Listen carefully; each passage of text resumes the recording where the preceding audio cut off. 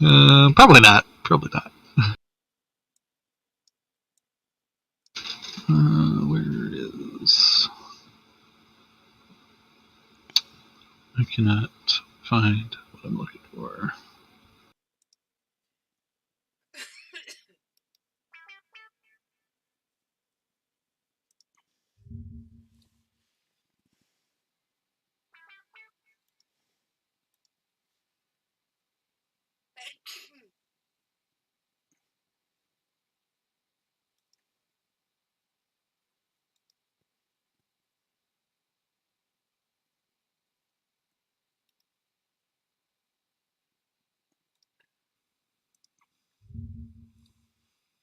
Yeah, they don't have a stat block for them or anything.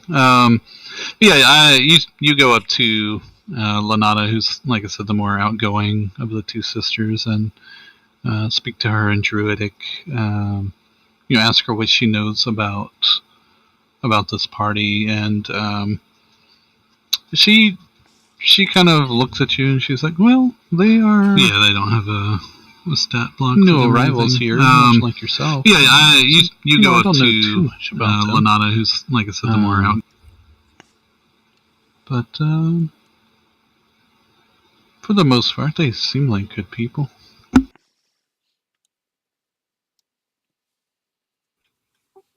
All right, thank you. She nods and then, kind of dances around to some of the music and grabs one of the young goblin children and spins them around in the air, and then kind of druid crafts some flowers to put into the goblin's hair, and just kind of makes her way. They seem very pleasant, and happy to have travelers in the grove. But yeah, the night kind of rolls on for a little longer. And again, if you guys want to do anything else, you do see the caravan, one of the caravan masters, I guess. He kind of looks over at the campfire, and you could tell he's had a few drinks. He's not like drunk, but he's happy. And he kind of, lifts up the cover on this wagon over here, and he says, and he turns and points to everybody and says, "Don't forget, I do have wares for sale if anybody's interested." Yeah, everybody at the club getting tipsy. So who's selling stuff? Sorry. There's one of the caravan masters. He sees a big bugbear guy. I'll take a look and see what he's got for sale. Yeah, I'll go with you. Okay. Yeah, you come over. Like he said, he uncovers the back of this wagon over on the side, and kind of looks through. And there's, most of it's just standard fare, type of stuff. I'm gonna roll a dice real quick. Fell off the truck yesterday. Yeah, just fell off the truck. Oh, nice. But yeah, he's got backpacks, blankets, healer's kits, some traps, flask of oil, some parchment, some rations, rope, quivers, crossbow bolts, a couple of tents. Healing potion? Do you ask him if he has healing potions? Sure, I'll ask him. Yeah, you see he kind of looks around real quick, like making sure there's not a lot of people standing around, and then he leans in. He says, "I happen to have a handful of healing potions. I have 4 of them. Sweet. And I want y'all to know I rolled a d4 and rolled a 4 on it, so yay." I would like to buy one of said potions, please. All right. He kind of, quiet. I don't want everybody rushing over here healing potions. I see there's a lot of adventurers here. I don't want everybody running over trying to buy up my supply. He's like, "I've got 4 of them. I'll sell these to you. And he pauses, and like I said, you can see he's not like completely wasted, but he pauses for a second and seems to be like making the world, stop spinning a little bit. And focuses in. He's like, "I'll sell it to you for 65 gold pieces." What? Okay. I'll take one. Okay. So I guess it's just a regular potion of healing. So it's a 2d4 plus 2 hit points. But whoever wants to buy one, like I said, there are 4 of them that he's willing to part ways with, and they're 65 gold each. How about we give you 110 for all 4? Make a persuasion check, and I'll just say a straight persuasion check since he is a little tipsy. Nice. It's pretty good. Let me find a commoner or something.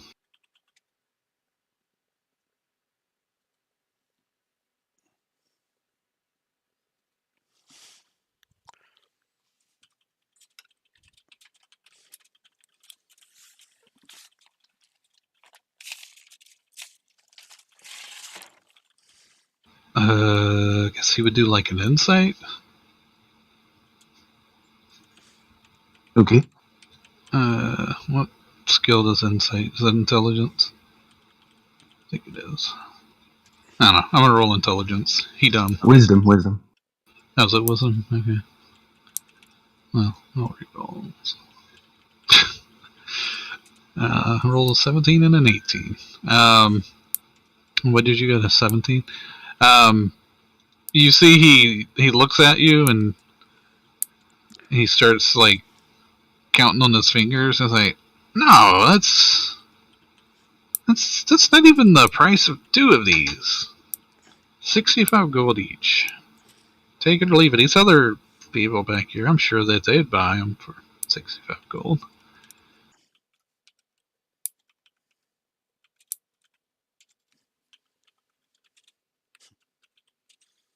Nice try, Eli, but I think we should pay the good full price.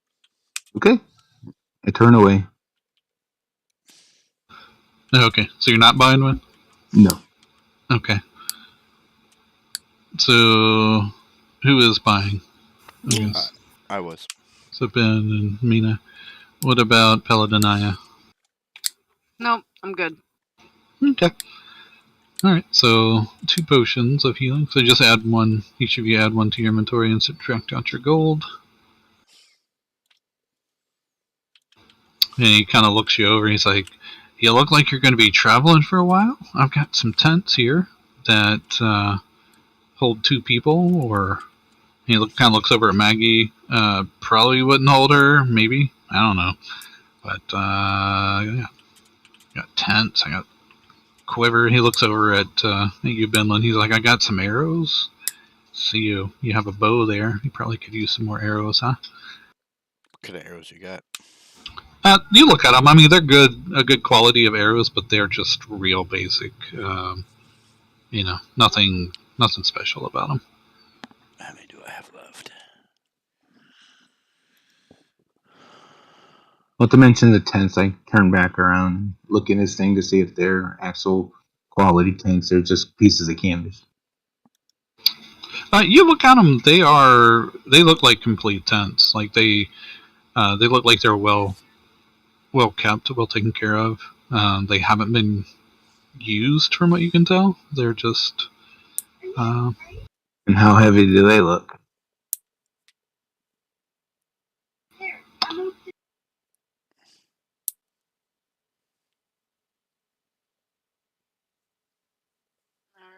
Wow, that was fast.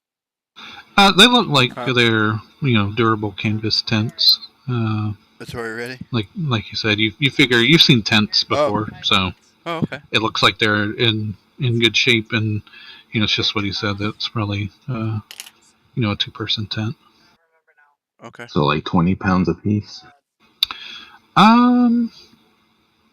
I'll have to look. Hang on. The green peppers and onions. Okay.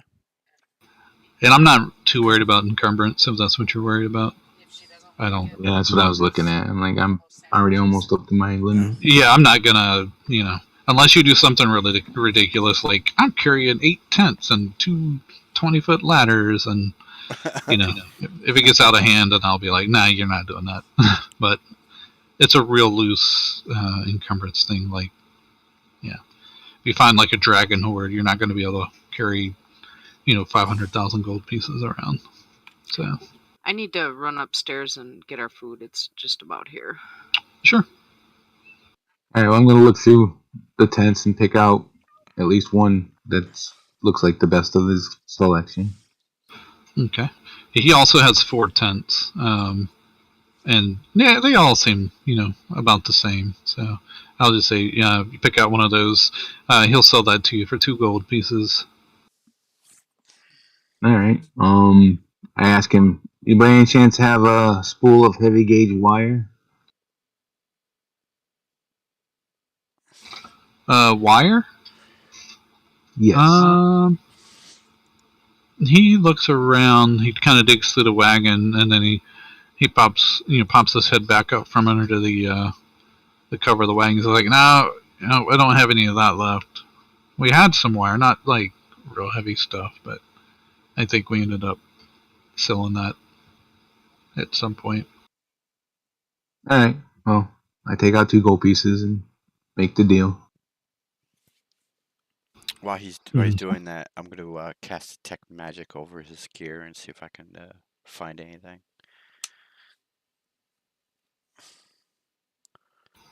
Okay. Are you being sneaky about it, or are you just like gonna start casting a spell over his wagon? I'll just be sneaky about it.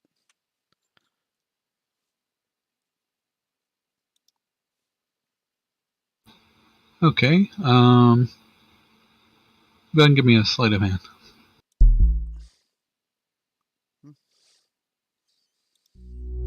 Yeah, you kind of walk over, back to the back of the wagon while he's got his head under the cover up there, and you cast detect magic, and nobody seems to notice that you've done that.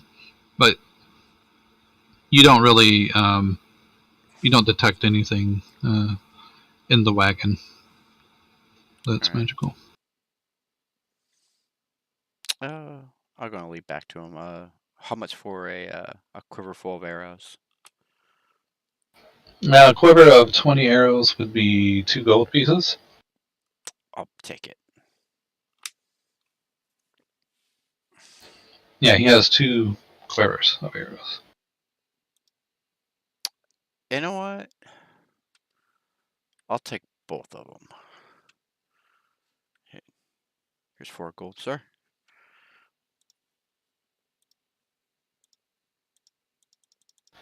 All right. Yeah, he reaches out and looks the gold over. He's like, all right, great, great doing business with you, and hands you the arrows. And I asked Mina if her and her companions had tents already.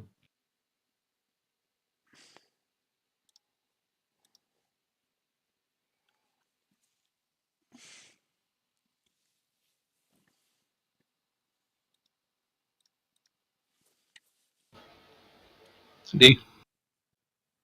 I'm sorry. What was I supposed to be doing? I asked if you guys, you and Ben and Paladin and I already have tents. I'm a ranger, buddy. I don't need a tent. No, I'm okay with that one.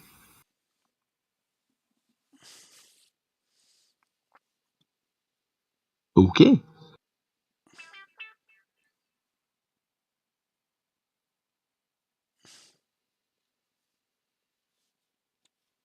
Silo robe tent. What the hell? All right. So, anything else? Did anybody want to buy anything else? No, good. Mm, What's a healing kit do? if you're unconscious.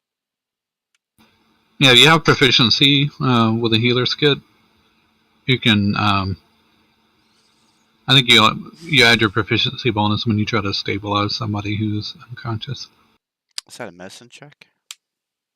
Yeah. Mm-hmm. Can I change my mind on the tent? Say that again. Can I change my mind on the tent? On the tent? Yeah. Yeah. Yeah, he's got 3 more tents.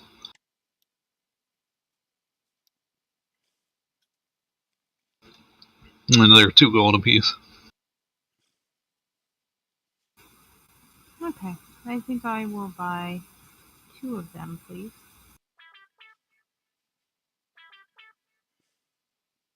They're two-person tents. I know. Yeah, he Mhm. slides the tents out and kind of checks through and makes sure, all the stuff is there, not missing any any tie downs or anything like that, and hands them over to you and takes your gold and says, "Thank you very much."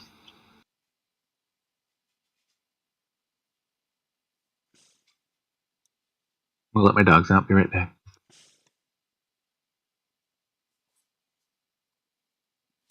You might as well take a few minutes since she is upstairs.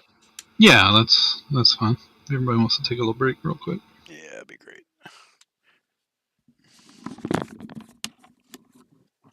I really need to stop watching cooking shows. Making you hungry? Making me hungry and making me want to make things that I can't get here.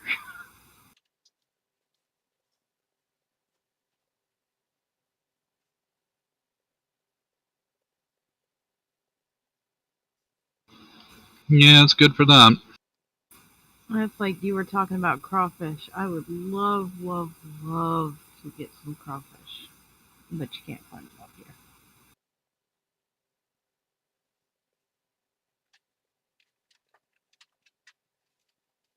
I mean, you can if you want to go to the local creek and see if you can find some, but chances are if you find them, you might get maybe 5, which really isn't going to do much.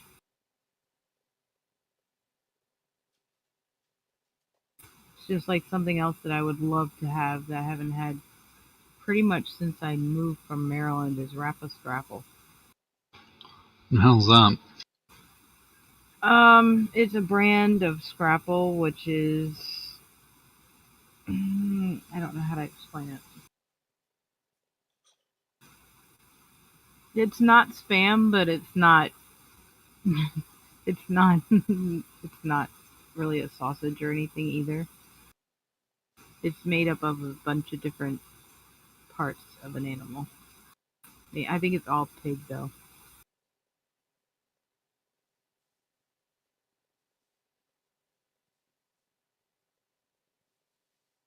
And if I remember my food origins properly, it's something that was originally like from Germany.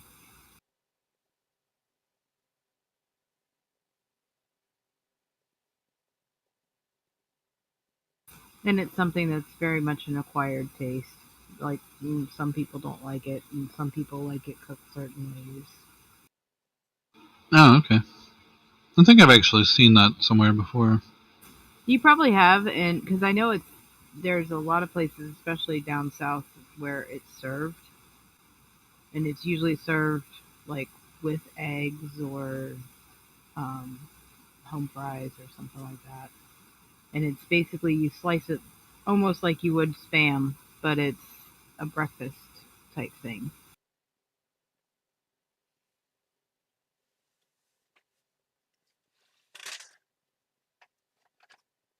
And I'm one of those people. I can remember when I used to make it for my mom and I, because she liked hers more soft. I like mine more crispy. So I'd cook hers, and hers would be done. She's like, "Well, aren't you going to eat?" I'm like, "Mine's still cooking. Mine's not done yet." I'm back. Welcome back. We're just talking about food. That's how my mom and my niece are with bacon. They want it like extra crunchy. Yeah, that's how Fel is, and I'm the opposite. I like mine in between. I don't like it too crunchy or too soft, like chewy. If it's chewy, like Yeah, I'll almost gag on it. yeah. No, I don't like it if it's chewy, but I don't like it when it's super crispy either. I'm kind of like you. I like it more in between, but Bake it in the oven at 375 for 8 minutes. I usually Pappy, do. Pappy just microwaves it. Yeah, I usually do mine in the oven on 350 for about 14 minutes, and I flip it halfway through. And usually after about the third sheet, because I usually buy a couple pounds each time when I do it, and usually on the third sheet, it starts getting crispy enough for my husband. Yeah, I'll have to try that. I don't think I've ever cooked bacon in the oven before. Oh, It's really good. perfect. Yeah, it's really good. And the best thing about it is if you line your cookie sheet, because I have the ones with the edges on them. So if you line your cookie sheet with aluminum foil first, you can just lay your bacon on there, and then after you're done cooking your bacon, you can just leave the pan to kind of let the grease solidify some, and kind of pull up the edges of the aluminum foil and throw it all away, or you can save your grease if you save your grease and cook with it. But it makes it a lot easier to maneuver it without making a mess. And then you can, It's a lot nicer for cleanup. yeah, way Yeah, easier for cleanup. Pappy's got a like a little tray thing that she put in the microwave, and it's got like drain grooves on it, Hmm. and all the grease kind of drains down. So when you pull it out, you can just take the bacon off and then drain the grease into like a mason jar or something. Hmm. I had one of those for the longest time. The only thing I didn't like about it is it either overcooked my bacon or made it like rubber. It never cooked it the right way. Yeah. And it didn't matter because I was like, okay, it's just me and the temperature of the microwave or whatever. So I tried all kinds of different settings and I could never get it to cook right. So I was like, yeah, nope. That's like I have a cast iron um, thing. It's like a flat top that you can put on two burners. McGriddle. Yeah, there you go, that word. And I love that for doing stuff like that too, because it's kind of got the grooves and stuff, so you can, like, especially if I'm cooking chicken or something like that, but it's in the middle of the wintertime and I don't want to play with the grill in a foot of snow. Well, why not? Well, depending on whether anybody's shoveled off the porch, that foot of snow quickly turns into 3 feet of snow and you can't even open the door to get to the grill. Well, you just got to turn the grill on and melt the snow. Yeah, you gotta be able to open the door to get to it, though. Look, you got to compromise, D. Because we have a metal roof, too, and all the snow slides right off and lands on my deck. So if Nice. nobody shovels it off regularly, it piles up really quick. The worst winter we had here, which was, well, since I've been here anyway, I think it was 2 years. Yeah, because Emma was about a year and a half old. So it was 2 years after I moved here. We had a really good winter for snow. The back door, the snow was piled up so high, you could literally put a sled on the deck and slide all the way down the hill into the driveway. That must have been the same year that we actually had snow down here. I'm pretty sure it was. Yeah, like we actually had a nice little, 2 or 3. I know it's a lot, 2 or 3 inches of snow over the whole backyard and everything. Well, that's like I had to die laughing when I first moved up here. The first question Phil asked me, he's like, "You do know how to drive in the snow, right?" He says, "I know you're from Maryland, and of course, everybody up here considers Maryland the South, and everybody in the South considers Maryland the North." And I'm like, "Yeah, I know how to drive in the snow. We used to get snow, believe it or not."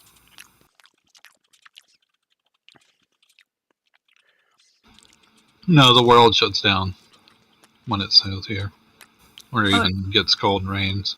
it, It's like it was Texas. it was like that to some degree in Maryland too. I mean, I remember when Angelina, my oldest, was younger, in the county that we lived in, it was a fairly big county.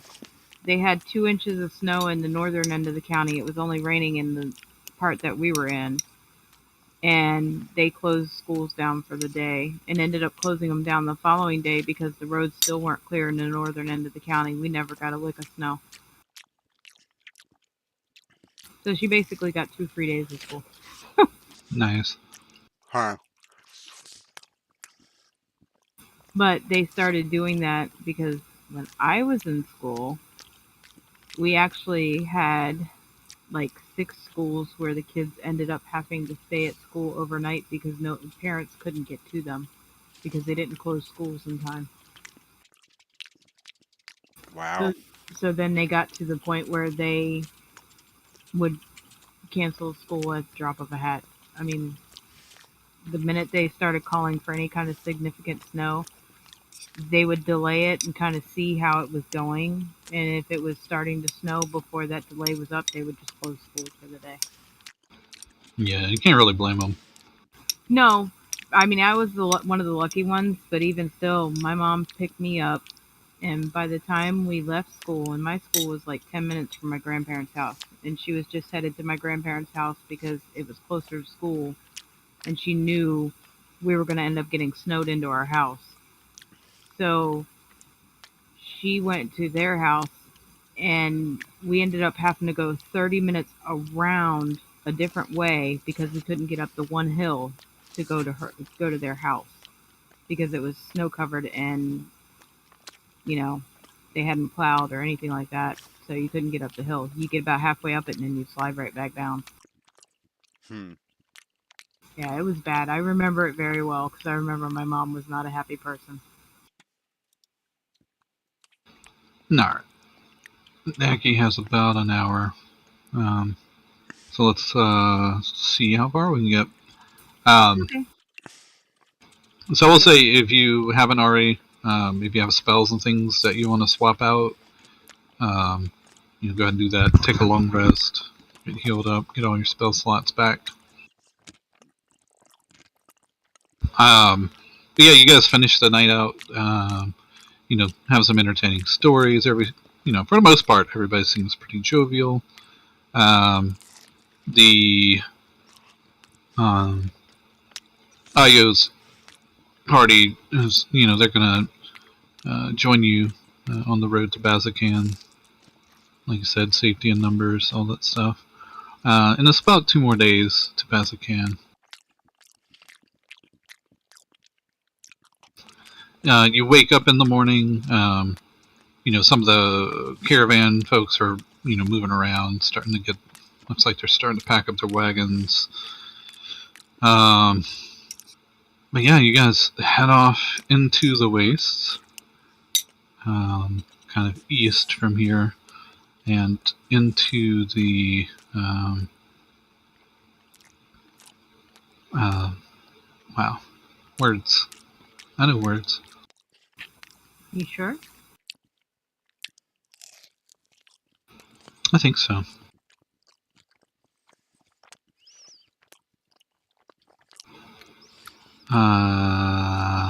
What can I find what I'm looking for here?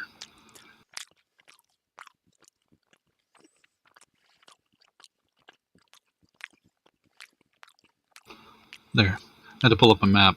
I was really struggling with that. But yeah, you kind of head east. So once you get into the Emerald Loop Caravan, you stay there and then you start to head east, kind of east-northeast towards where Bazokan is, and you start to go through the barbed fields. And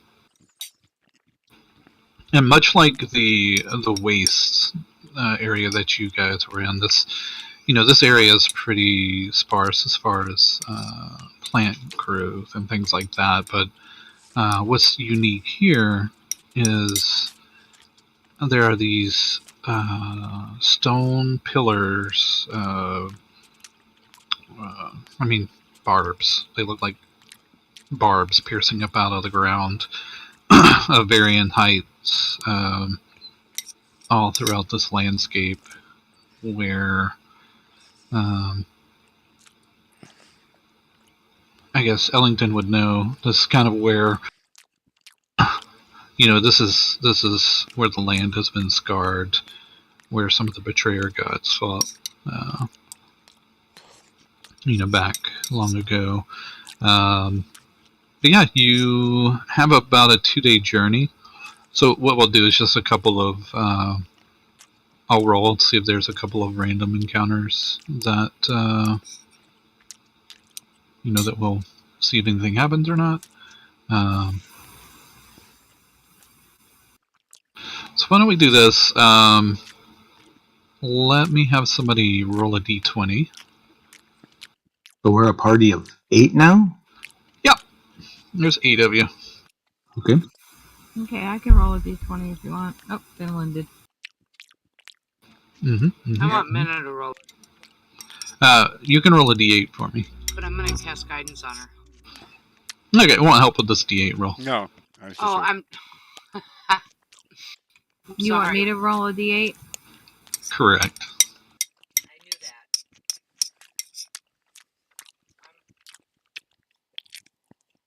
that. Oh, Jesus.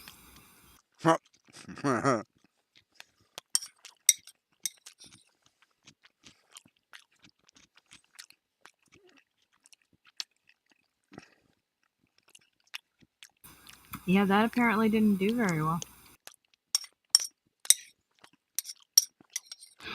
Yeah, so y'all, and this happens during the daytime. You're traveling over, and like I said, these similar landscape that you were in before. Certainly stark contrast to the Emerald Loop caravan stop that you were in. This lush, beautiful oasis in the middle of this wasteland. Like I said, there's these huge stone spikes, basically barbs, sticking out of the ground. Some of them 30 or 40 feet high. And as you're traveling down this path, you notice kind of off to the side of the road, there's like a ravine ditch type area where you can tell, like, when it does rain, it's just kind of carved away this little rut along the side of the road that gets deeper and deeper. And as you are going by, you notice that there is an overturned wagon here.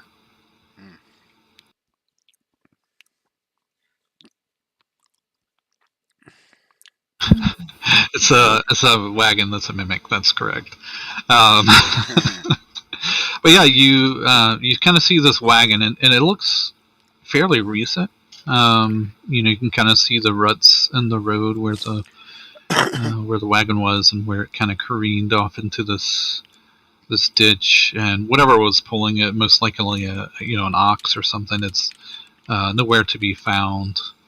But underneath the wagon, you do see the bodies of the merchants who were riding on this wagon. There were 2 drow and an orc who appeared to have died in this accident here. Wow.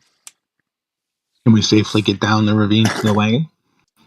Yeah, I would say it's not super deep, but deep enough for a wagon to overturn in and for this to happen. But yeah, you can get down there easily enough. Yeah, I'll go investigate. Okay. What are you investigating specifically? Well, first off, make sure the people aren't alive or need help. Yeah, you quickly see, like, you can tell there's 3 people here. 2 of them look like they're probably in the front of the wagon, and 1 that was in the back. It looks like the wagon just kind of rolled and crushed them. But I guess, let's see. What type of goods were they transporting, or were they? Well, so you're looking around, and kind of, you're looking at the injuries of this orc who appears to have a broken neck, and you notice like there's a chain with a key on it that you can, grab off of there. Looks like it probably unlocks a chest or something. You would imagine. Cool. Look around for a chest. Okay. Yeah. So the wagon kind of has a tarp over it that kind of kept the goods from spilling out all over the ground. You can kind of lift that, open that cover up and kind of look in there if you want to with your. I guess you have dark vision, so you could probably see in there pretty easily. But yeah, you pull the cover back, and it is obviously dark inside of there, but you see you know cart like crates and things like that kind of hanging against the canopy that's covering this wagon. Well, whichever way would be easier. Either I'll drag and stuff out, or I'll go split the canvas and just tumble out that side. Okay. Make an investigation check.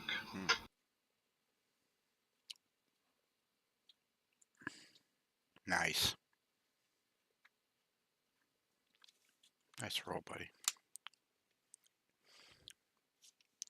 Yeah, you look through the wagon, and it's difficult to maneuver in here. You kind of have to. You kind of climb into the back of the wagon, and everything's upside down and jumbled. It's just a mess, and you kind of shift the weight around a little bit, and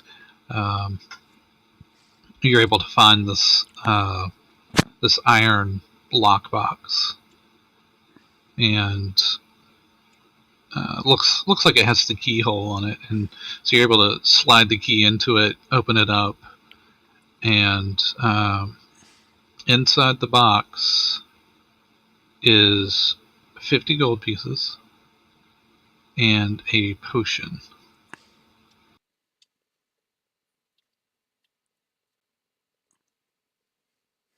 All right, I'll slip those all into a pouch and close the box back up and lock it. Put the key away. Okay. And I look around in the rest of the supplies and see if there's anything useful. Yeah, most of the stuff in here has been damaged, or most of the glass containers are broken. Yeah, generally, like most of the stuff in here is ruined, except for what was inside of that box. You can probably find some rations that are still good in here if you want. But other than that, yeah, there's not anything overly useful in there.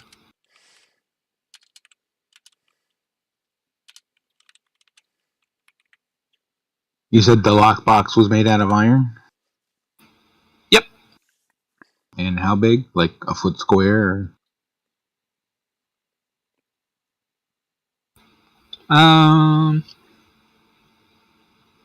Yeah, I mean it's a small box. So yeah, probably that. Probably 1 foot wide and about 6 inches deep. It's not very big at all. All right. Well, I'll examine the two drow that were crushed and see if there's anything around there on them. While he's doing all this, I am actually standing on top of the actual ditch, Yeah. what have you say, and I'm just keeping watch. Okay, give me a perception check.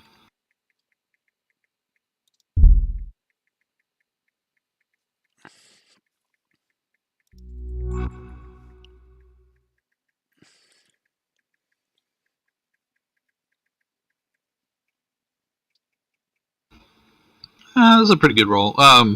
Yeah, off in the distance,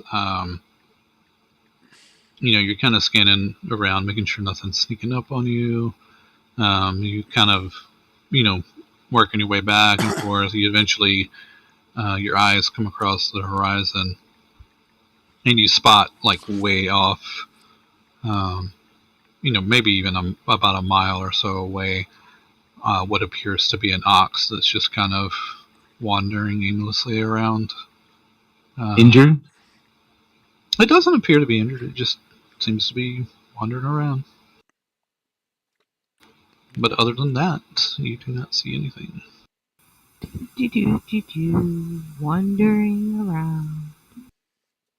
Alright, well, if nothing of obvious use or value on the two drivers or the driver and his companion, scramble back up to the top of the ravine, present the box, and say, found this box and a key, and it had a few gold in it and a potion. And I show him the potion.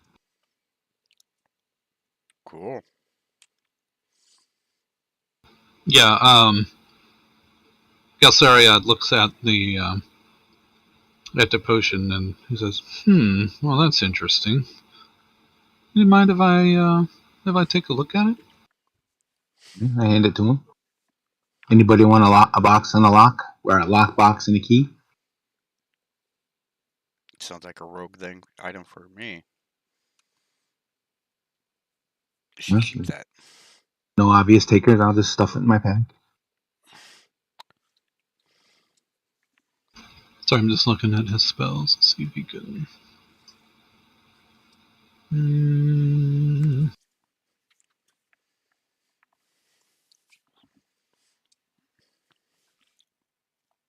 Yeah, he looks at it and he's like, I don't know, and hands it back to you.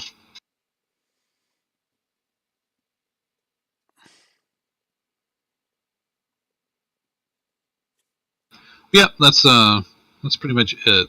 I mean, that you guys look around a little bit. I mean, there's not obviously not anything you can do for these people. There's not any, like official trade guild or anything that you can identify from the wreckage. So, I suggest we move on then, guys. Io kind of looks around and up at the sky and stuff, and she's like, "Yeah, I think you're right. Let's keep moving." All right. So y'all travel for another day. Sleep through the night.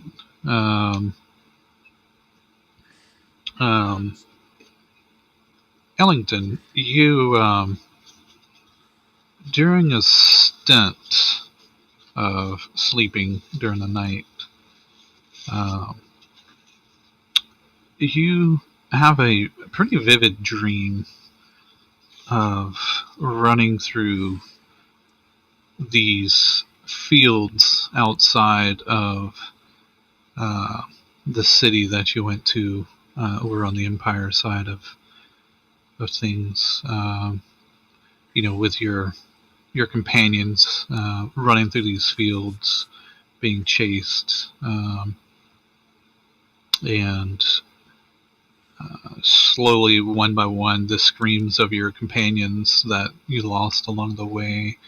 To the point where eventually you're all that's left with this package that you are returning. That was the purpose of this mission. And you hear, you keep hearing these hounds howling and just constantly pursuing you. You awake and you're drenched in sweat, like as if you were actually running, the entire night. I would like for you to roll a Constitution saving throw. DC is 13.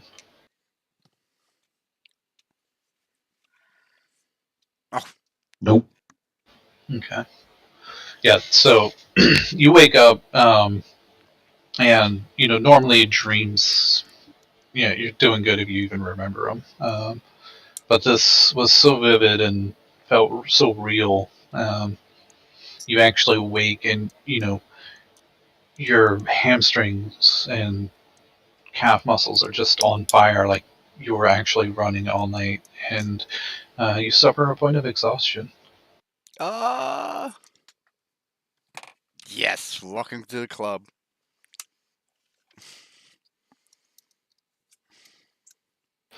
Yeah, you wake up, you kind of sit up, and like I said, you're just drenched, like you were, actually running throughout the entire night.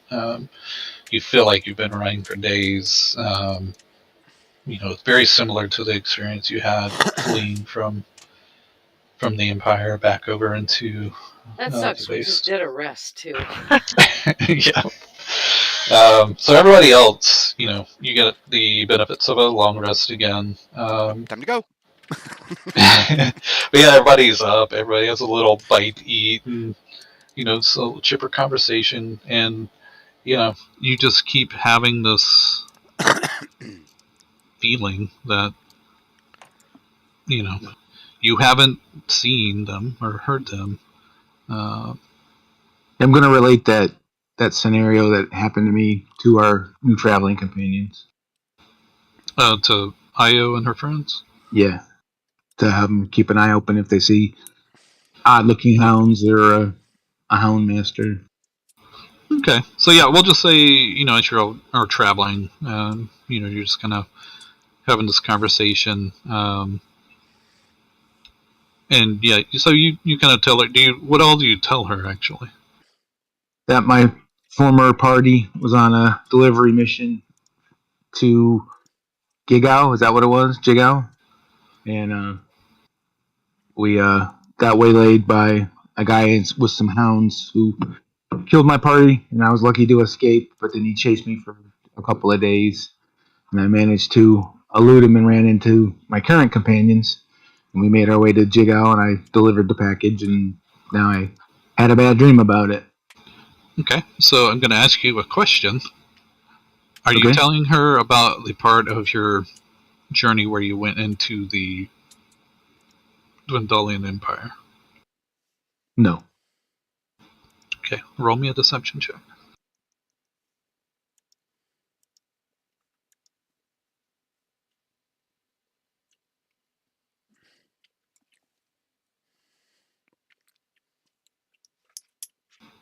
$13. Okay, let me make a roll for her. Said insight was wisdom, right? Yeah.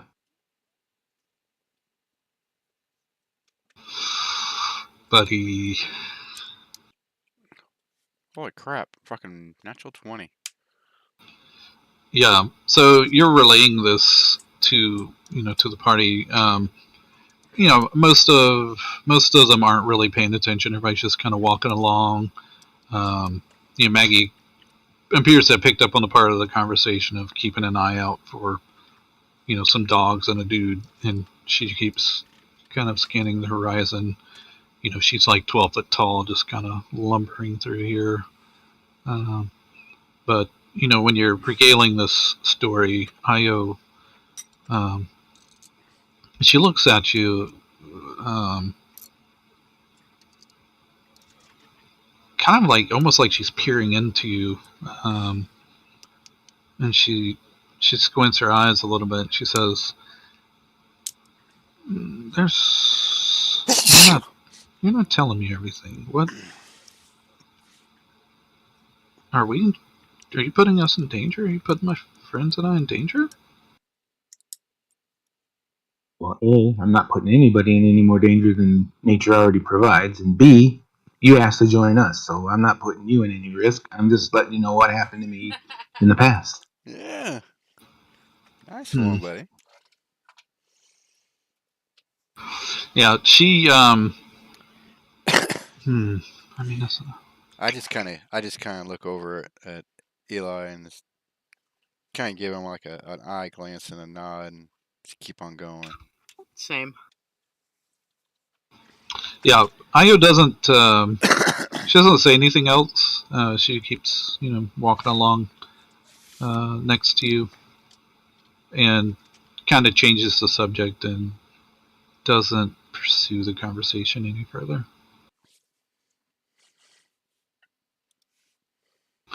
Let me have somebody make a perception check, and we'll just say, if you want to do guidance, you can. We'll just say you kind of help them out while they're being the main scout or whatever. I can if you want. Go ahead. You get guidance too. Take advantage of that all day long. And I'm sorry, but my dogs are being stupid, and I gotta let them out again. Do I need to re-roll that with guidance or something? You just roll a d4 and add it to it. Okay.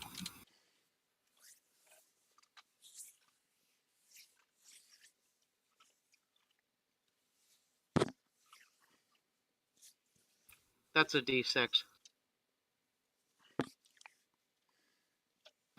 Yeah, the Whoops. d4 Uh-huh. is Sorry. Gosh, get it right.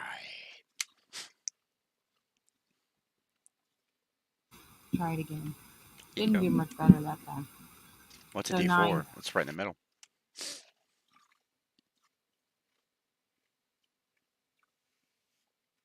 Every time I roll a D4, it's a 1.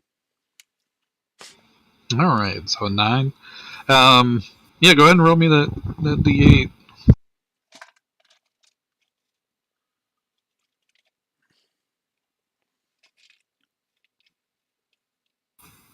5. Nice. Oh, that's a d20. Do a d8. No, Oh no, you did a d8. My Yeah, bad. it's a D8. It looks like a D20. I know what dice look like. Uh-huh. Uh-huh. You're not the boss of me. Even though it says 1D8 underneath it. Shut up. You know what? Roll again. How about that? Actually, don't roll. Yeah, so you guys have been traveling, for a day and a half. Basically, you're getting closer to uh, these mountains. Closer to the base of this mountain here, and the mountains are like this rusty orange color, and they jutting up out of this orange mountain range are these tall spires of black stone. And Ellington, you know this. This place is called the Betrayer's Rise. It's a fortress that used to be here. That's now like a military outpost of Bazakan. It just kind of sits in the shadows of Betrayer's Rise. But yeah, as you're getting close enough, you can see the Betrayer's Rise. You can see almost see the gates of this fort. Um, let's go ahead and do a let's do a group perception check. So everybody will roll, and we'll take the average, and then I'll laugh at you as you die. I mean, we'll see what the So results are. what? Natural 20. Great. Oh well, those were some pretty good rolls. Where were these earlier? No kidding. Even at disadvantage. Okay. Yeah. So you guys, you're traveling along. Ellington is just really dragging ass. He's at the back of the party, just shoveling along. At some point, Ben, you turn back to go check on him because he's dropped back. 15, 20 yards behind y'all, and as you turn back, you kind of look at him like, "Oh, buddy, I've been there before.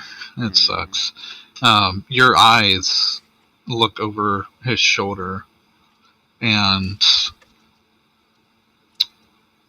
pretty far back over back down the road, you see a hound, a familiar hound, and almost as if on cue, all of you hear the baying of these hounds that were once pursuing you through through the forest. And they're all surrounded. There's only 2 of them that you can hear, but you know that their master's not far behind. Now they are a good distance behind you, but you can see the little dust cloud kicking up behind the one that you see. I look at Ellington. I say, "What do we do, buddy? Do you want to stay here and try to fight these things? I mean, you're the most experienced person with these dogs. Should we run, or should we fight?" I'd say in my current state, that running's not going to be too effective. But fighting is what it is, so I guess we fight. Make an int. Man, what kind of check would you make here? Make just a regular intelligence check, I guess.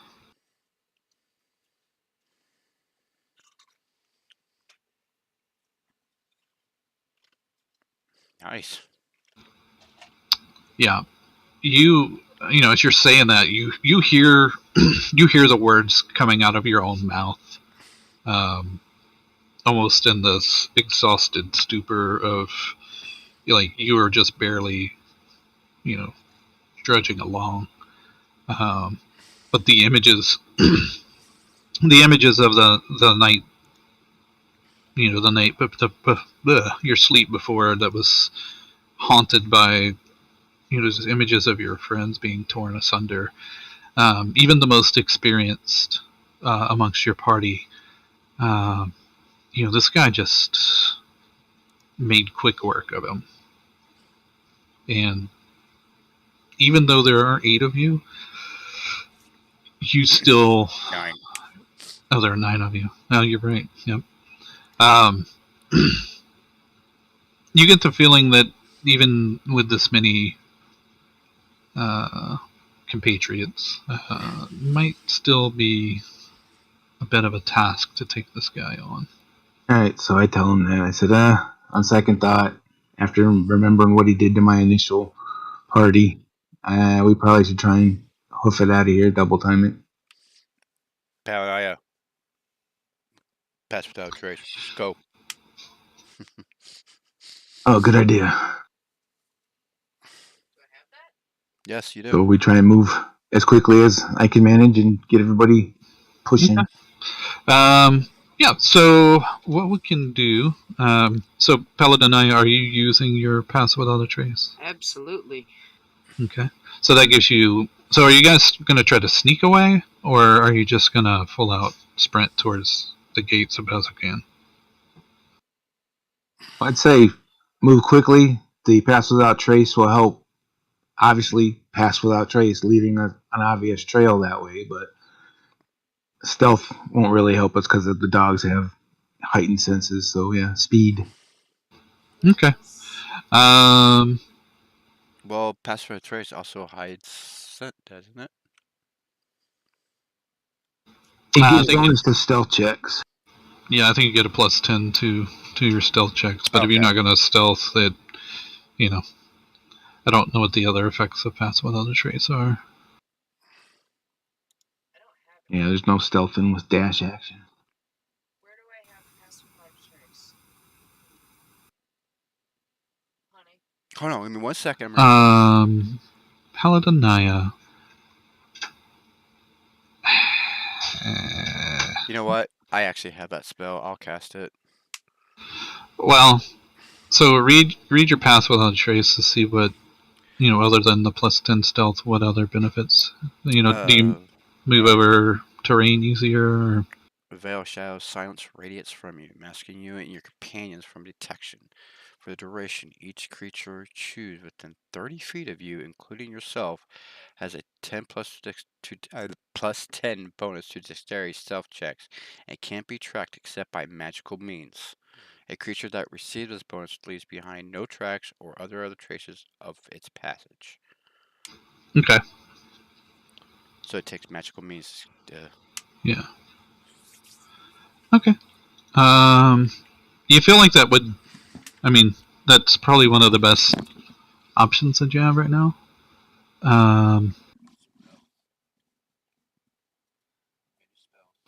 Let me look something up real quick, guys.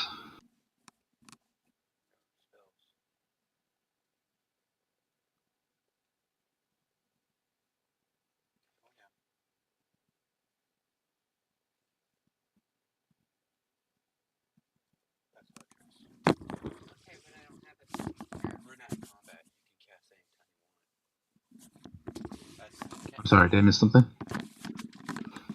No, I'm looking something up real quick. So it takes a spell slot, but I got it. Yep, never mind. Yeah, so you feel like that's probably the best I have it. recourse that you have right now. You feel pretty good about them not being able to track you with that on. But you also realize like the closest thing here is Bazzokan. This I mean, you that's can where we're going anyways. right. Yeah, you feel like if you got to Bazzokan, like the guy from what you know did not pursue you into Jigao. And being as the hounds are just now finding you, they weren't sure where you went from Jigao, but they now have your scent. So yeah, let's just do some. Um, let's do some kind of rolls here.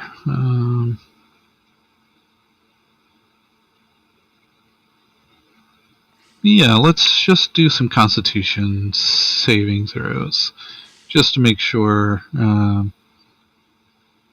nobody slows y'all down.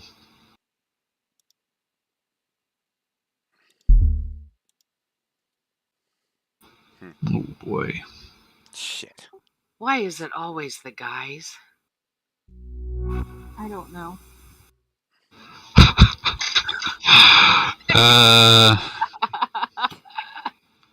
Yeah.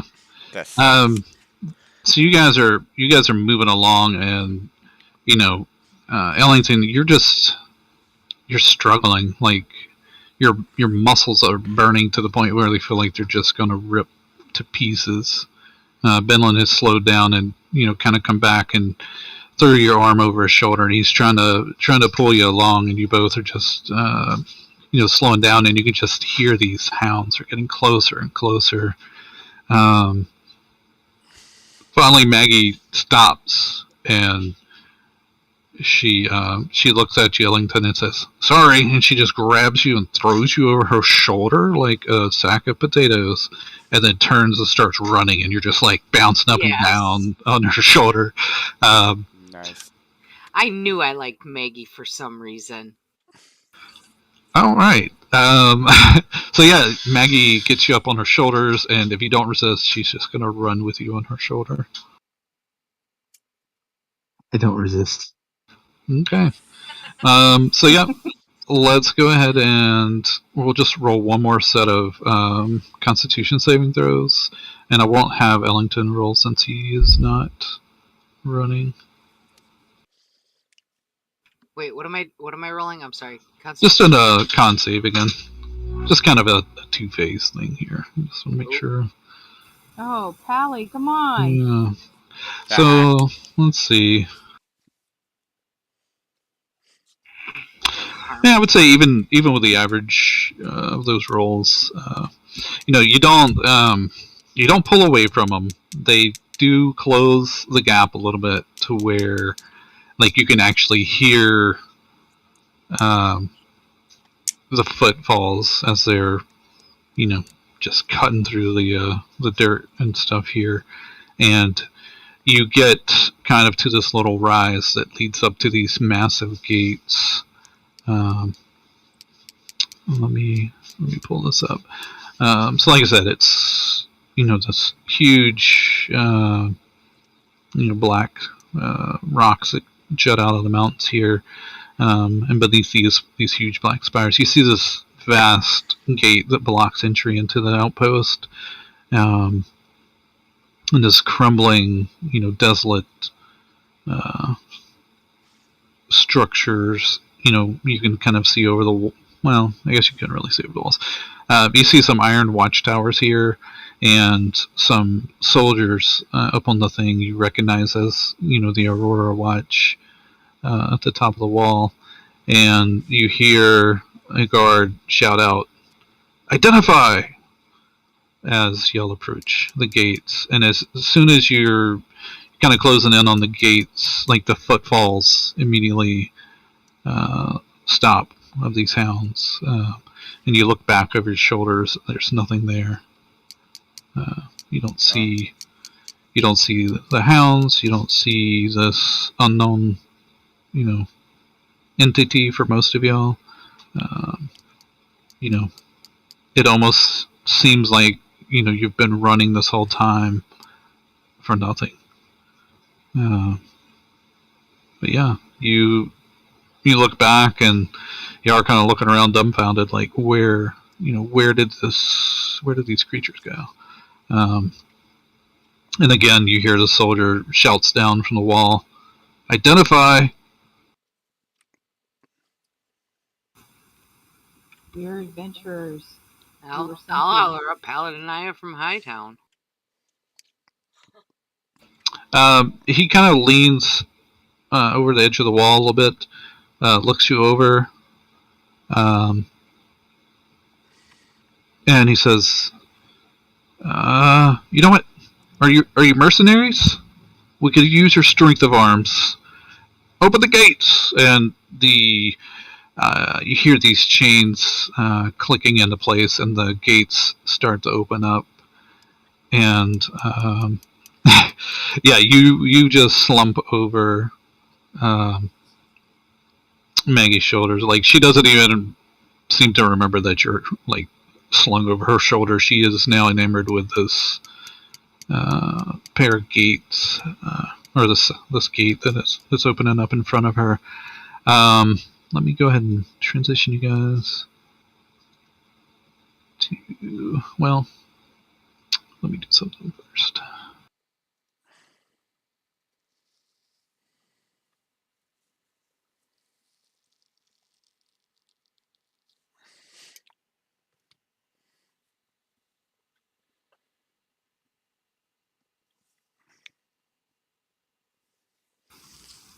That gif is how I imagine Maggie looking at the gates.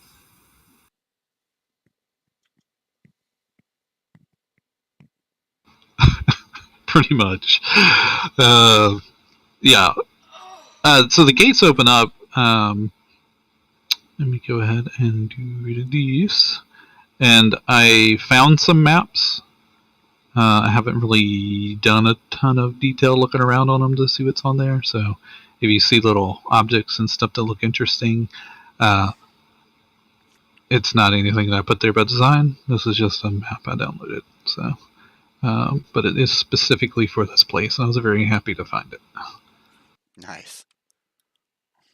But yeah, the gates open up, and these two guards are standing by, and let me load this up.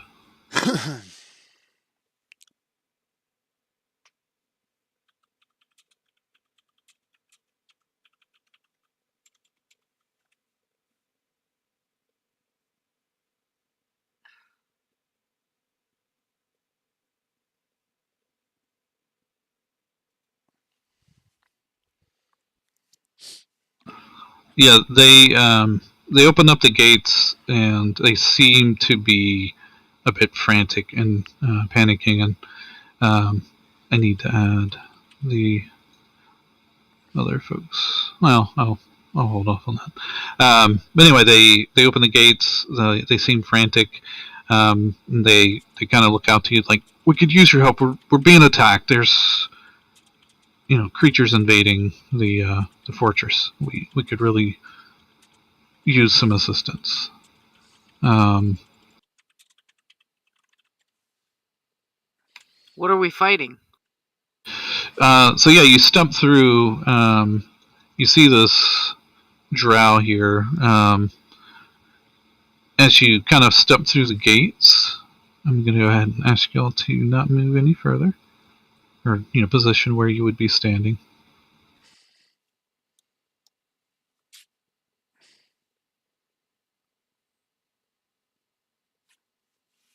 I drag Ellington through the door. Let's go.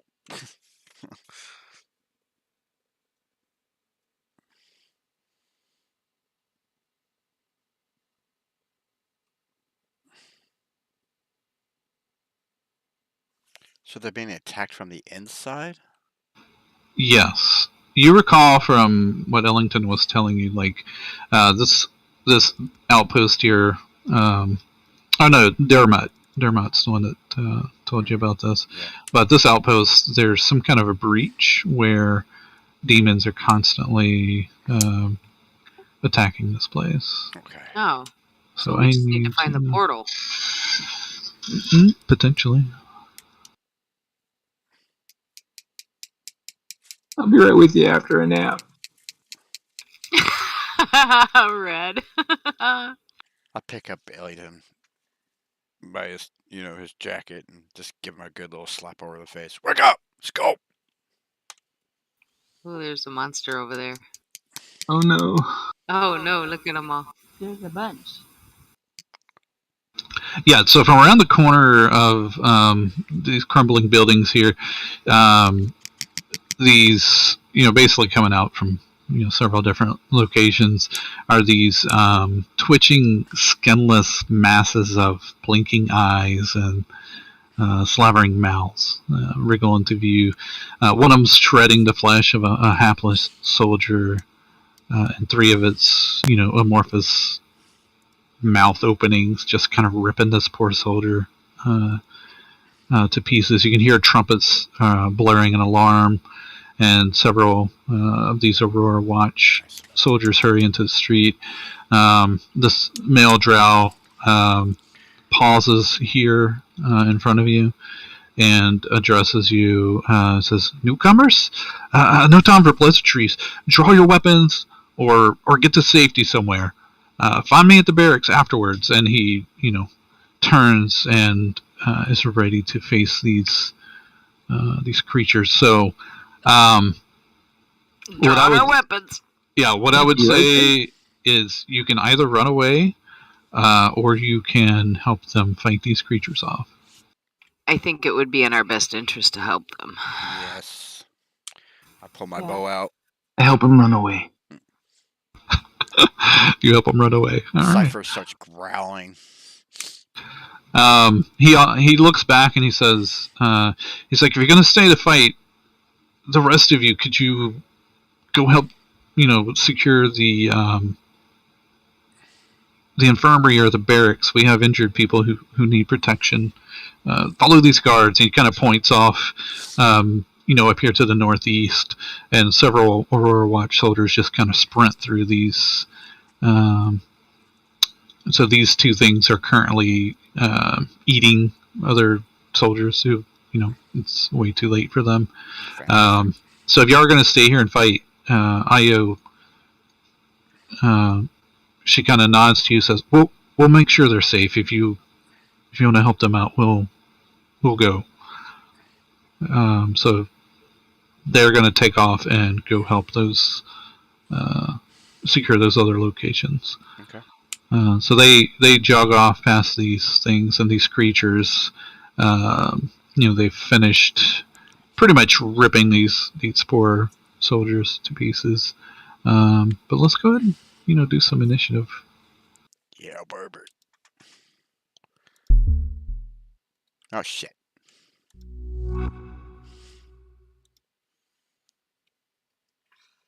Wow, crap, everybody's just...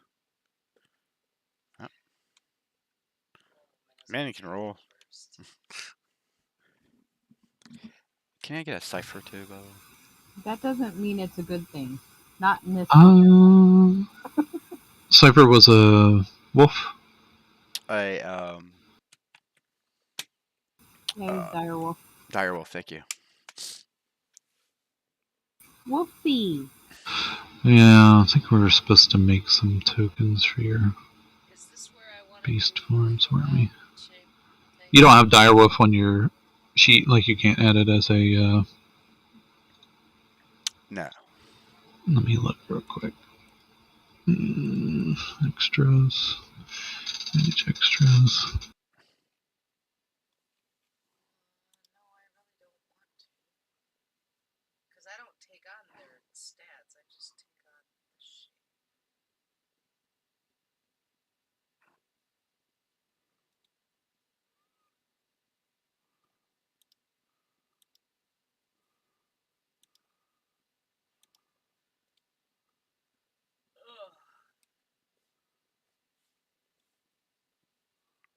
Okay, just added a dire wolf to your sheet. Oh.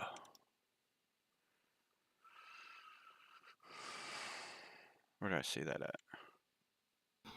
Go to your sheet under extras, and then you should see. You can filter on beast companions. There's a dire wolf there. I still don't think that that's the right companion stats. No.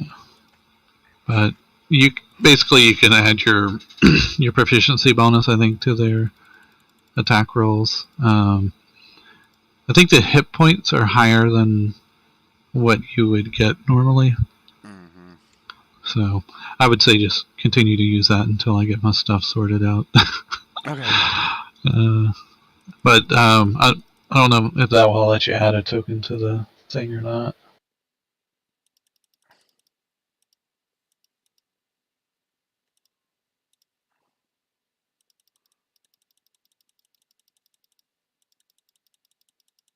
Yep. Okay, I'll have to add one, I think.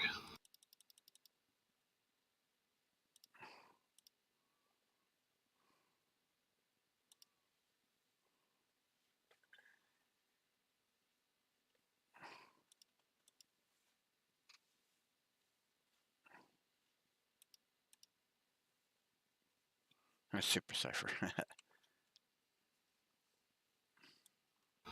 You can customize it. Yeah, I did. I gave him some hit points.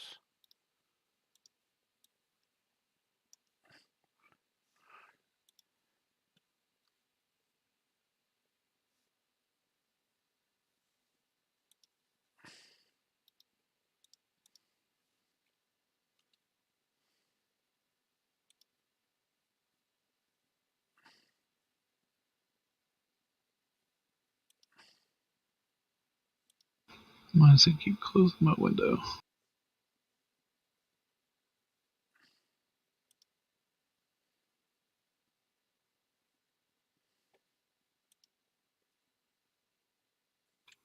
I'll be right back.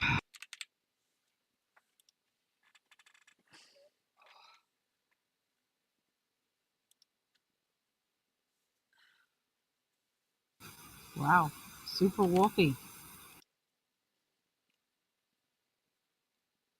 Oh, he gets pretty much off my dice rolls. Yeah. Yep. I made it a small medium creature instead of a large. Okay, sorry about that, y'all. No, it's fine. And we'll just add the combat tracker and give it a 10. Ow.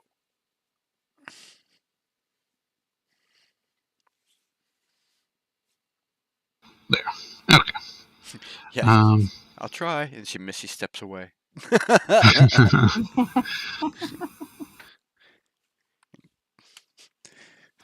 Yeah, so this, this gibbering mouther finishes kind of shredding this Aurora Watch soldier to pieces. Oh, I forget the endings too. And combat tracker. Yep. Oh, well, of course. So this, so this guard behind you is they're focusing on getting the gate shut back. So he's not going to do anything for his turn, other than work on shutting the gate. This guy is going to. Where's their movement? Oh wow! Ew. That does not sound promising, sir.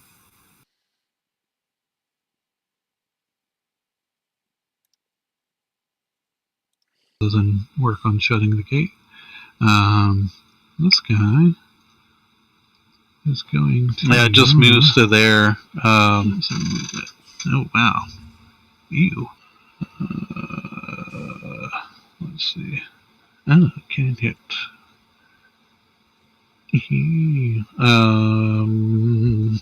Yeah, so one of its mouths kind of opens up and spits this glob of chemicals out of it. Sure, within 5 feet. Yeah, hang on. Let me. Beep beep beep. Yep. Okay. So yeah, it's gonna spit this blob of chemicals out, and it kind of heads straight towards this drow who has just spun back around to face these things. And this globule explodes into a blinding flash of light. Each creature within 5 feet of the flash must succeed on a DC 13 dexterity saving throw. So I need Mina and Ellington to make dexterity saving throws, please. Jesus. Oh. Nice. Nice. Look at that shit. What the hell? That's amazing. Yeah, like, yeah, the drow spins around. He says, "Heads up!" And you'll all duck, and this globule just like passes out, beyond him through the gate that's starting to get closed back by the guard, and just harmlessly flashes outside of the gates. And this drow looks over his shoulder at you and smiles and says, "That went well." Mina, it is your turn. All right. What to do?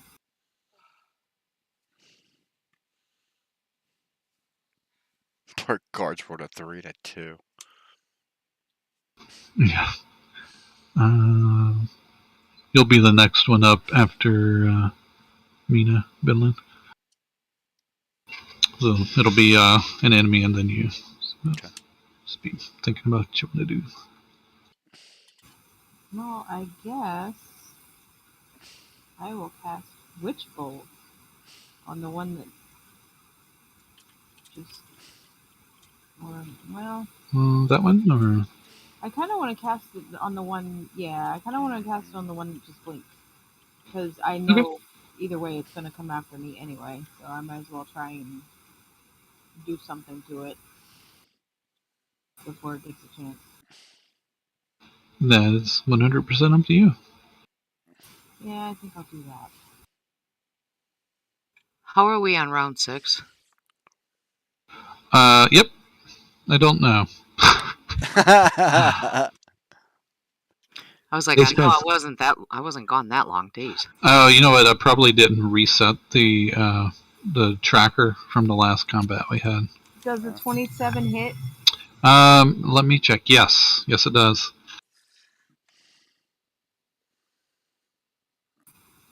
11 damage. Nice. Okay. There's no saving throw or anything like that, right?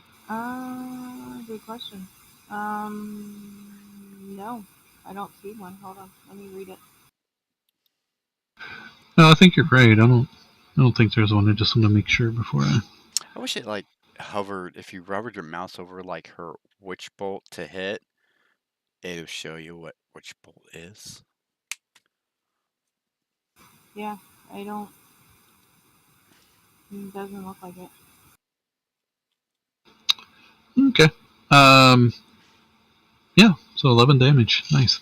And that just stays on him, right? It's like this. Isn't that the bolt of electricity to kind of Yeah, you maintain? because duration is concentration. So concentration up to 1 minute for the duration. Yeah. Excellent. And it's a beam of crackling blue energy that sustained arc of lightning between you and the target, making a ranged spell attack against that creature. On hit, it takes 1d12 lightning damage, and on each of your turns for the duration, you can use your action to deal 1d12 damage to the target automatically. Nice. Okay. Yeah. You reach out this bolt of electrical energy lashes out into this thing and takes hold. It's like this amorphous. I don't say blob because it's not really a blob, but it almost has a consistency similar to that, and the whole thing is just kind of vibrating as your lightning bolt, electrocutes the shit out of it. Did you want to move or anything? Negatory. I'll stay right where I'm at. Mm-mm. Okay, so where are you, sir? Okay, the one to the right is going to move to there, and again, one of the mouths, kind of like on the lower portion of it, opens up. This weird eyeball kind of swims around until it locks in again on this drow, and it's going to try to spit at him again. So again, I need dexterity saving throws from Mina and Ellington.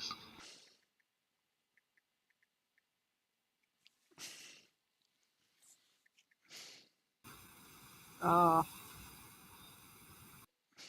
Save me, Ellington. Save me.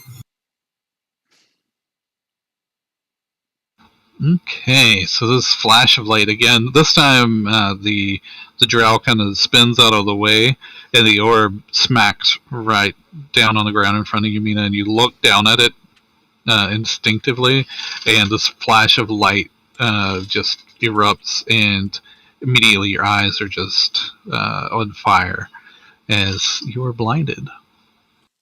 When she loses her witch bolt. Yay. She didn't take any actual damage, and the witch bolt is already in place, so no, she doesn't need to do anything there. But you do have the blinded condition. Yep, I just turned it on. Well, I thought I did. No. I may need to do it and then have you confirm it. Okay, you should be able to click that little button there in the chat. Toggle that one. You may have to reload after you do that too. I remember that being. There it is. I got it. Cool. I think Twitter were turning it on at the same time, so it canceled it out. That could have been it, yeah. All right. So yeah, you're blinded, and Ellington is exhausted. So he should have been making those checks at disadvantage. Awesome. Actually, doesn't affect saving throws. It's just ability checks. Oh, yeah. You are correct. Benlin, it is your turn, sir. Got a question. That little thing to the right of me. Well, not the thing, but the actual platform. How high is that? About 2 feet off the ground, maybe? Maybe 4. Like if I say I wanted to move there, how high would it be before to climb up? I don't have any actual numbers on that, so I'm just going to say that that's probably about 10 feet high. Oh, okay. But you could do it. You have enough movement to get up there. Okay. Like half movement. Do you have a climbing speed? Yes, actually I do. Yeah, so if you have a climbing speed, it's just as normal movement. So you would go 5, and then up 10, so that's 15, which would put you right there. Where at? Oh, that just 15 foot would put me there. Yeah. Yeah, 5, 25, and up 30, 10, and over. We'll say 20 feet. That's 20 feet of movement. 20 feet movement? Okay. So I can get there.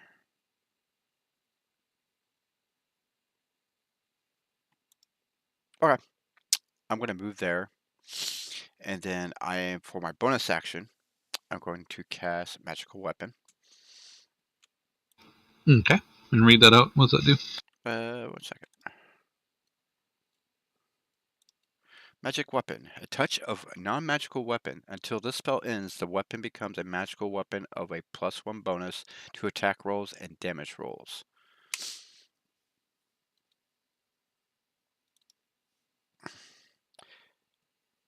And then for my first action, I'm going to send Cypher to attack that thing. It's a creature, right?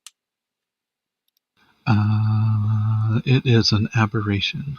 Oh, Yeah. that's fine. And I'm going to have him.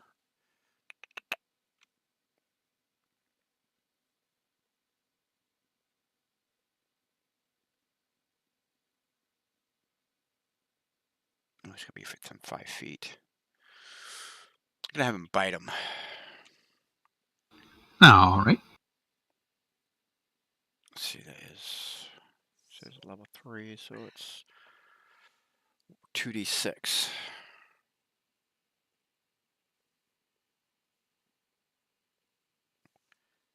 And why can I see? Oh, there they are.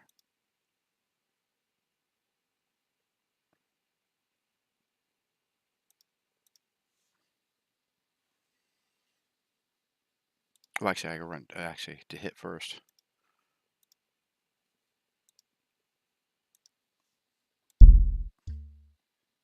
I think that's a no. Just barely misses. 6. All right, and then I will then shoot the guy with my bow.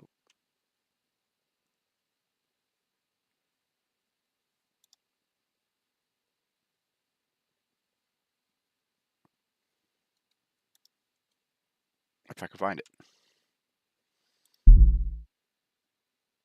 17 hit. It does.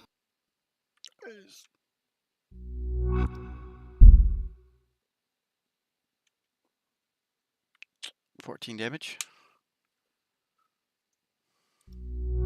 Oh, from the magic weapon. Gotcha. Mhm.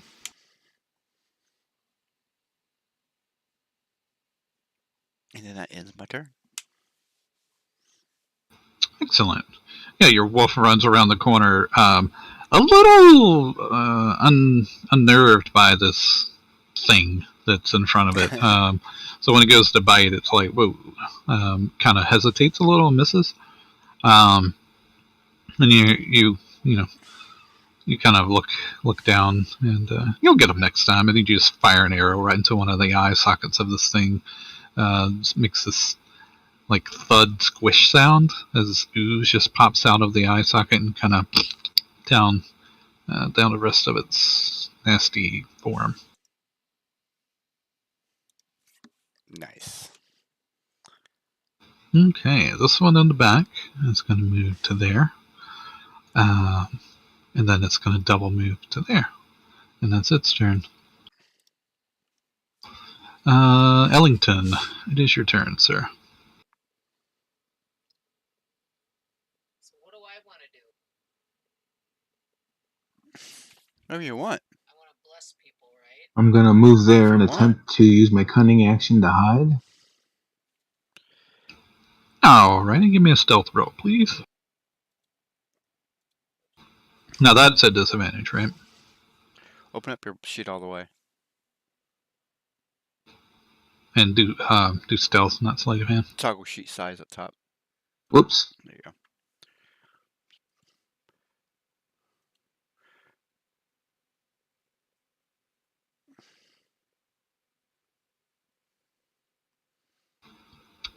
You feel pretty confident that these things no longer know where you are.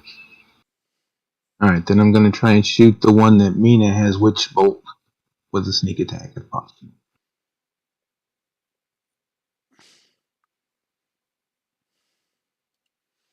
I would actually Yeah, go for it. as a bonus action, and then whatever. Transform as a bonus action.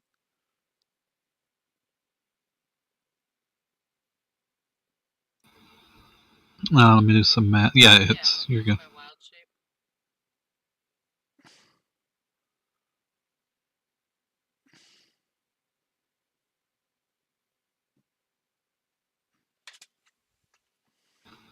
So 18 total. Yep. Yeah. So you move, past Paladinaya and through this guard. You're like, excuse me, excuse me. You kind of disappear into the shadows, and then you pop up with your short bow. Take aim on this thing. You can see like the eyeballs on this thing. Like its form is constantly like morphing somewhat. It's just like almost like a gelatin mass, but not really gelatin. Um, and these eyes are crazy. Like they're just all over, looking all over the place. Different mouths are opening up and stuff out of the flesh of this creature, and you're like, no, no, no, no, that shit's nasty. So yeah, you put an arrow into one of the eye sockets. Um, yeah. So that is. You don't have an extra attack, do you? No, not yet.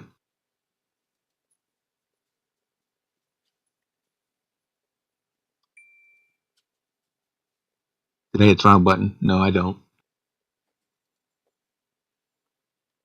Oh no, you're fine. A lot of times I don't say anything because I'm opening something that, like my push to talk is, it does a button push. So if I open certain windows, it'll start spamming like backslash and everything. So if I don't speak every time, it's because I got a window open like that. Yeah, that's why I had to move mine because I had it set as the minus key on my thing, and it kept closing my windows and stuff.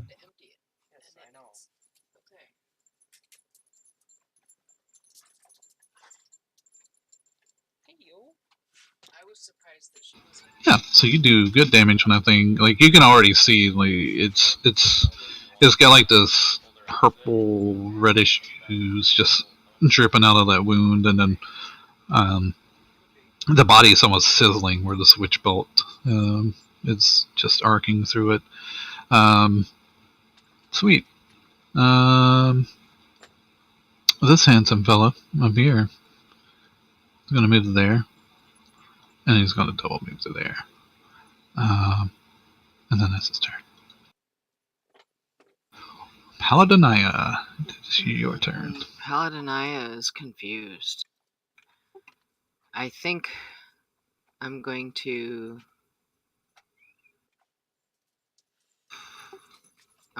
cast Bless on Ellington, Finland, and Minna.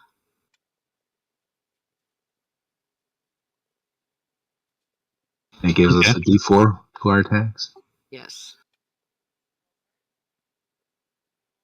Where'd it go? So, might I make a suggestion? And this is kind of metagaming a little bit.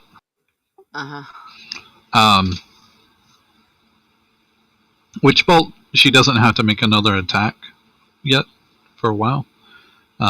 So, and I don't know what you're doing, so I don't want to make any assumptions. But if you're going to cast Bless and then Shapeshift, and into a bear or something else, you may want to bless yourself so that you get that D4 on your attack rolls, because you're going to probably be up close and personal making attack rolls. Why isn't she? Because Witchbolt, once she does the initial hit, she just maintains concentration on it, and every round she can just say, yeah, it's just going to take more damage. So she doesn't have to roll anymore. Until that one dies, anyway. Alright, so I'll put Bless on Ellington, Binland, and myself. And also she's blinded, so... And, Ellington's sleeping, so... I'm good. Combat's not affected by exhaustion, just ability checks. Okay. Yep, the first level. Alright, so I'll put that on them, and then I am going to use my bonus, and voila, I'm what do I want to be? Not a goat. I'm an ape. Panther. Why is there no... Oh, there it is. Alright. You're blessed. And you're blessed. You said Benlin? Yes. You do that to you.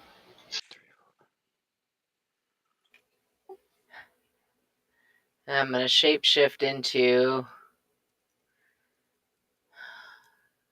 Actually, speed on the Panther's faster. Yeah, I'm going to shapeshift into... an ape.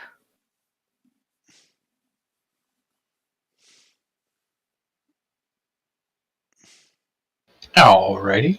Sorry about the picture on this. It's one bad thing about this is it doesn't have a lot of images. I usually have to go out and make one. But you should actually let me token options. Sensible stats.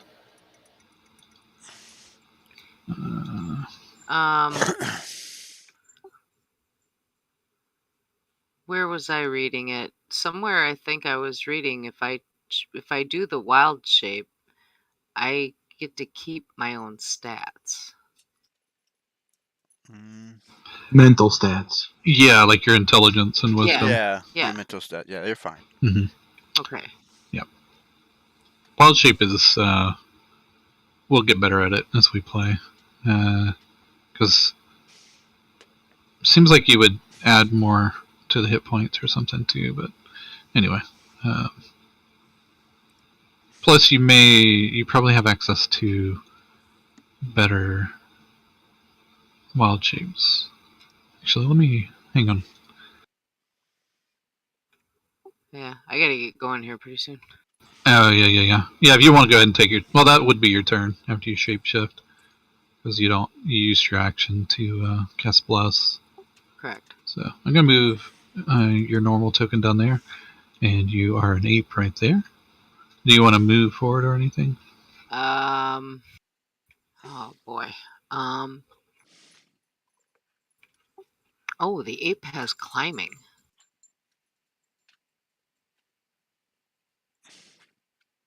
Avoid the Empire State Building.